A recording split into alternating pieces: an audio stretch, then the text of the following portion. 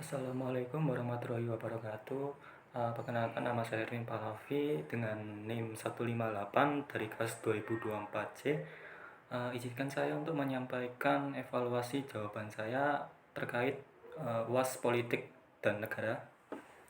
Baik, dari nomor 1 sendiri, jawaban saya yang telah direvisi, politik dan kehidupan masyarakat adalah sebuah hubungan yang tak terpisahkan. Politik bisa mempengaruhi kehidupan masyarakat secara langsung. Dengan contoh yang saya ambil mengenai pembatasan sosial berskala besar, kebijakan ini dibuat oleh pemerintah sebagai sebuah tindakan respon terkait pandemi COVID-19 kemarin.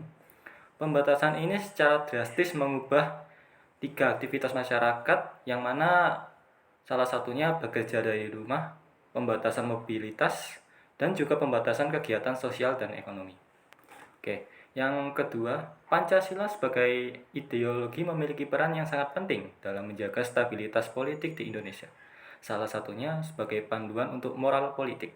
Sebagai etika politik, Pancasila menjadi pedoman bagi para pemimpin dan seluruh yang berpolitik. Nilai-nilai seperti musyawarah dan gotong royong menjadi landasan dalam pengambilan keputusan. Untuk contoh penerapan Pancasila dalam stabilitas politik, yaitu dalam contoh pemilu damai. Proses pemilihan umum di Indonesia yang berjalan dengan damai dan demokratis merupakan contoh nyata penerapan nilai-nilai Pancasila, khususnya sila keempat, yaitu yang kerakyatan yang dipimpin oleh hikmat, kebijaksanaan dalam pemusyawaratan perwakilan. Lalu dengan adanya Pancasila, semoga tidak ada lagi diskriminasi berpolitik, semua warga negara bebas berpolitik atau menggunakan suaranya. Yang nomor 3, sistem multipartai di Indonesia, yaitu analisis kelebihan dan kekurangan, serta memberikan contoh kasus nyata. Baik, dimulai dari kelebihan, yaitu yang pertama, representasi yang luas atau memungkinkan berbagai kelompok masyarakat dengan kepentingan yang berbeda untuk terwakili dalam pemerintah. Yang kedua, persaingan sehat, yang mana persaingan antar partai politik dapat mendorong kualitas kepemimpinan dan program-program yang akan ditawarkan. Yang ketiga, sistem ini menciptakan dinamika politik yang tinggi, sehingga respon terhadap perubahan sosial dan aspirasi masyarakat lebih cepat. Sedangkan untuk kekurangan sistem multipartai di Indonesia sebagai berikut. Yang pertama, terjadi fragmentasi politik. Terlalu banyak partai politik menyebabkan fragmentasi politik, sehingga sulit untuk mencapai keputusan bersama atau membuat keputusan secara efektif. Yang kedua, koalisi sering berubah-ubah, yang menyebabkan ketidakstabilan pemerintah atau yang lebih tepatnya instabilitas politik. Yang ketiga, munculnya politik identitas, yang mana partai politik seringkali mengutamakan kepentingan kelompok tertentu daripada kelompok kepentingan nasional.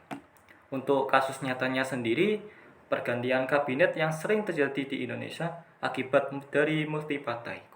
Koalisi pemerintah seringkali tidak bisa menemukan kesepakatan bersama dan dapat mengganggu stabilitas pemerintah dan menghambat pelaksanaan program-program pembangunan.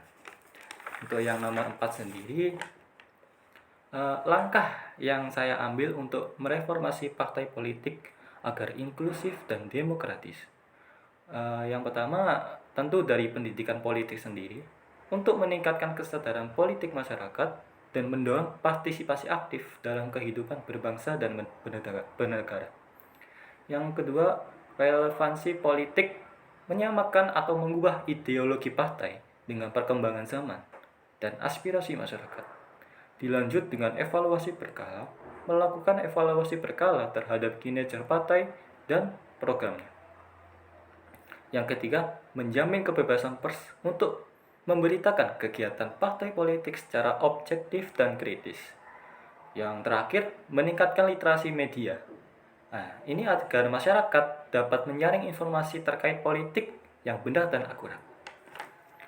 Untuk nomor 5 sendiri, pembukaan UUD 1945 menjelaskan visi Indonesia sebagai negara yang merdeka, bersatu, berdaulat, adil, dan makmur. Visi dan cita-cita nasional Indonesia yang ada dalam pembukaan UUD 1945 ini ibaratnya ada sebuah penunjuk atau arah bagi bangsa saat ini. Namun, praktik politik saat ini seringkali tidak sepenuhnya selaras. Analisis kritis dan contoh konkretnya, pembukaan UUD 1945 ini menggambarkan cita-cita luhur seperti keadilan sosial, kesejahteraan umum, dan persatuan.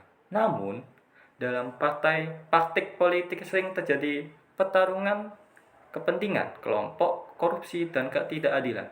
Praktik politik masih marak di berbagai level pemerintah yang menghambat kesejahteraan umum, seperti contohnya kasus korupsi proyek infrastruktur yang merugikan negara triliunan rupiah. Yang kedua, polarisasi politik seringkali mengorbankan kepentingan nasional demi kepentingan kelompoknya, yang dapat menghambat proses pengambilan keputusannya efektif dan berdampak pada stabilitas negara. Yang ketiga, ketimpangan sosial yang tinggi menunjukkan bahwa tujuan keadilan sosial belum merata. Akses seperti ke pendidikan, kesehatan, dan ekonomi yang tidak merata menjadi contoh konkretnya. Untuk saran perbaikannya sendiri, dimulai dari penguatan nilai-nilai Pancasila. Pendidikan Pancasila harus diperkuat sejak dini untuk menanamkan nilai kebangsaan dan cinta tanah air. Yang kedua, masyarakat perlu diarahkan untuk lebih aktif dalam proses politik dan pengawasan kinerja pemerintah. Yang ketiga, lembaga demokrasi seperti partai politik perlu terus diperkuat agar menjalankan tugasnya secara optimal. Dan reformasi birokrasi perlu untuk meningkatkan efektivitas pemerintah. Sekian, terima kasih.